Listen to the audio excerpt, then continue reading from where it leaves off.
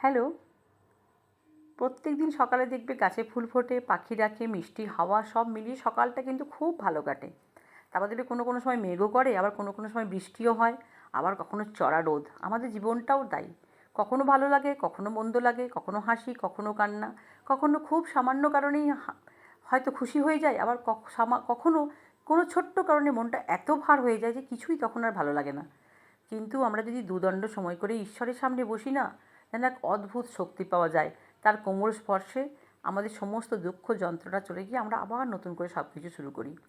আর আমাদের শুরু করতে হয় কারণ আমাদের বাড়িতে প্রত্যেকটা মানুষ আমরা প্রত্যেকের মুখের দিকে তাকিয়েই তো বেঁচে আছি।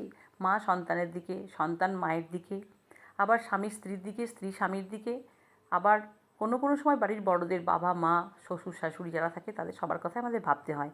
তাই যতই আমাদের দুঃখ কষ্ট যন্ত্রণা থাক না কেন, সেগুলো থেকে আমাদেরকে বেরিয়ে আসতেই হয়। যে কাজটা করতে ভালো লাগে সেই কাজটাই করতে হয়, যে কাজটা করতে ভালো না লাগে সেটাও করতে হয়। তাই এমন কিছু কাজ করা উচিত যেটা করলে আমাদের মনটা ভালো লাগবে, আমরা খুশি থাকবো, আমাদের আনন্দে থাকবো। হতে পারে সেটা বই পড়া, হতে পারে সেটা গান শোনা, বাগান করা, ভালো রান্না করা।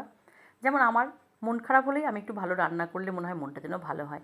কারণ যখন ভাবি না এই রান্নাটা ভালো হবে, সবাই খাবে, খেয়ে খুব খুশি হবে, আনন্দ করবে, তখন আমার মনটা অটোমেটিক্যালি ভালো হয়ে যায়। তাই কোনো এক অজানা কারণে আমারও মনটা আজ খারাপ ছিল, তাই একটু মাছটা অন্যরকম করে বানিয়ে নিলাম। সমস্ত কিছু আদা, পেঁয়াজ, রসুন, অল্প একটু কাজু, চারমগজ ভেজে নিয়ে সেদ্ধ করে পেস্ট করে নিয়ে ছেঁকে নিয়েছি। ফুটে উঠলে মাছগুলো দিয়ে দিয়েছি, আগে থেকে যে মাছগুলো পরিষ্কার করে নুন হলুদ মাখিয়ে রেখেছিলাম। অল্প একটু কাশ্মীরি লঙ্কার গুঁড়োও দিলাম কালারটার জন্য। ব্যাস এইভাবেই আজকে মাছের প্রিপারেশনটা করে নিলাম। আর বাড়ির সবাই খেয়ে খুব খুশিও হয়েছে। আজকে খুব বেশি কিছু রান্না করিনি, ওই যে বললাম না মনটা ভালো ছিল না, অল্প একটু আলু উচ্ছে ভাজা, একটু জিরা আলু আর এরকম একটা মাছের গ্রেভি বানিয়েছিলাম। ব্যাস এইভাবেই আজকে আমাদের লাঞ্চটা তৈরি হয়েছিল। তো কেমন লাগলো ব্লগ আমাকে জানিও। ভালো লাগলে লাইক করো, কমেন্ট করো, শেয়ার করো। আবার আসবো নতুন ব্লগ নিয়ে।